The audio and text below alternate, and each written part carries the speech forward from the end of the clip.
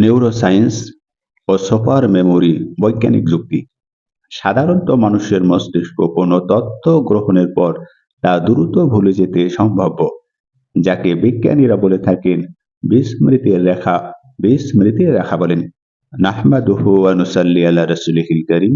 আউযু বিল্লাহি মিনাশ শাইতানির রাজীম। সূরা আলার ৬ নং আয়াত। আর সেটা হলো ওহী বা ঐশী জ্ঞান সংরক্ষণের এক বিস্ময়কর গ্যারান্টি। এ নিয়ে বিজ্ঞান কি বলেছে আমরা তার তথ্য উপস্থাপন করব ইনশাআল্লাহ। এই আরবি অনুবাদ গভীর তত্ত্ব হলো এবং বিজ্ঞান ও যুক্তি নির্ভর প্রমাণ উপস্থাপিত হলো। সানু করি ওফা ফালা তাংসা। এখানে বলেছেন আমি আপনাকে পাঠ করাবো, অতঃপর আপনি তা ভুলবেন না। সানু করি ওকা ফালা তাংসা, আমি আপনাকে পাঠ করাবো অতঃপর আপনি তা ভুলবেন না। নিউরোসায়েন্স বা স্নায়ু বিজ্ঞানের আলোকে অলৌকিকতা হলো মানুষের মস্তিষ্কে একটি স্বাভাবিক সীমাবদ্ধ হলো বৃস্মিতের রেখা। বিজ্ঞান বলে মানুষ কোনো নতুন তথ্য পাওয়ার পর ২০ মিনিটের মধ্যে প্রায় ৪০% এবং ১ মাসের মধ্যে প্রায় ৮০% ভুলে যেতে থাকে। এইখানে বিস্ময়কর স্মৃতি হলো নবী সাল্লাল্লাহু আলাইহি ওয়াসাল্লাম ২৩ বছর ধরে হাজার হাজার জটিল আয়াত তিনি গ্রহণ করেছেন। এখানে সূরা আলার ৬ নং আয়াতে আল্লাহ নবী মুহাম্মদকে বলছেন এমন এক অলৌকিক স্মৃতি শক্তির কথা। এখানে প্রধানের প্রতিশ্রুতি দিয়েছেন যা সাধারণ মানবীয় মস্তিষ্কের ক্ষমতার ঊর্ধ্বে। এখানে স্নায়ু ধারণা ক্ষমতা নিয়ে নিরক্ষর হওয়া সত্ত্বেও নবী মুহাম্মদ সাল্লাল্লাহু আলাইহি সাল্লাম একটি শব্দ না পরিবর্তন না করে প্রচার করেছেন, যে কোনো মানুষের পক্ষে লজিক্যালি অসম্ভব ছিল যদি না কোনো অতি প্রাকৃত শক্তির মাধ্যমে নিয়ন্ত্রিত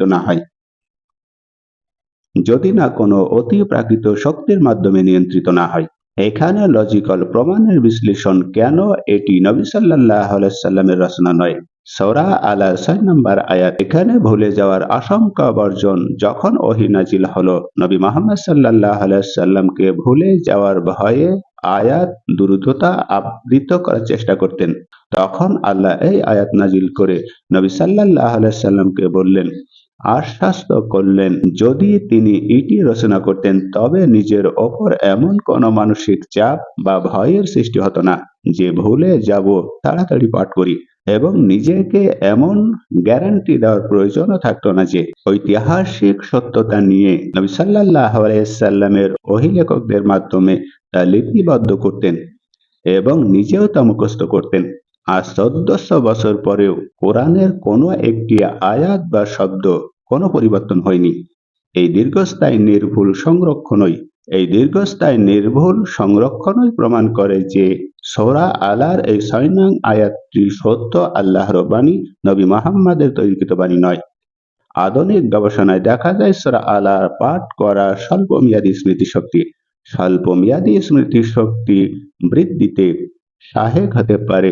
এটি নির্দেশ করে যে এই আয়াতের শব্দের কম্পন ও গঠন মস্তিষ্কের নিউরনের ওপরে ইতিবাচক প্রভাব ফেলে। অপরিবর্তনীয় কিতাব নিয়ে যদি আমরা বলি তাহলে দুনিয়ার যে কোনো বইয়ের সংস্করণে পরিবর্তন আছে, কিন্তু কোরআন যেভাবে নাজিল হয়েছিল ঠিক সেইভাবেই আছে এই অলৌকিক সংরক্ষণ। ওই সূরা আলার ৬ নম্বর আয়াতের জীবন্ত প্রমাণ। এটা নবী মুহাম্মদ সাল্লাল্লাহু আলাইহি ওয়াসাল্লাম রচিত নয়, মহান আল্লাহর বাণী ছাড়া কিছুই নয়।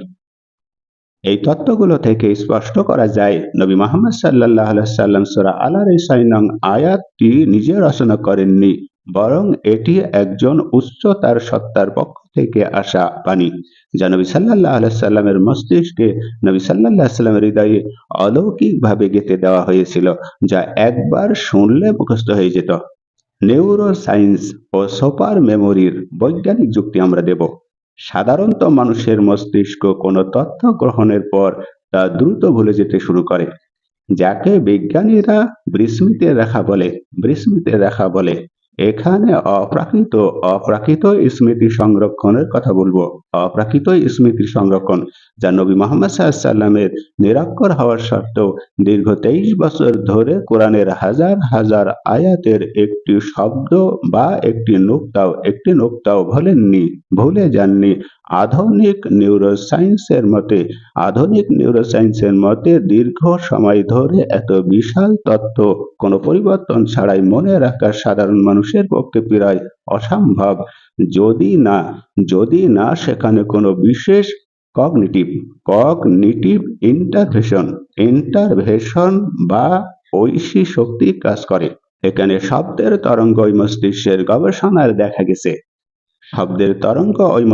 গবেষণায় দেখা গেছে যে সূরা আলার এই শব্দ বিন্যাস ও ছন্দ মানুষের মস্তিষ্কে নিউরনের উপরে ইতিবাচক প্রভাব ফেলে, যা স্মৃতি শক্তি বৃদ্ধিতে সহায় হতে পারে। উপসংহার হলো, সূরা আলার এই ৬ নং আয়াতটি কেবল একটি বাণী দিয়ে সীমাবদ্ধ করা হয়নি, বরং এই আয়াতটি একটি ভবিষ্যৎবাণী ছিল। এই কিতাব অর্থাৎ কোরআনুল কারীম কখনো হারিয়ে যাবে না, বিলুপ্ত হবে না বা ভুলে যাওয়া যাবে না। বার্মিংহাম পাণ্ডুলিপি এবং আধুনিক স্মৃতি বিজ্ঞানের সীমাবদ্ধতা সূরা আলার এই ৬ নং আয়াতের সত্যতা কেবল বৈজ্ঞানিকভাবে প্রতিষ্ঠিত করে। সানুকুরিউকা ফালা তানসা। আমি আপনাকে পাঠ করাবো, অতঃপর আপনি ভুলবেন না।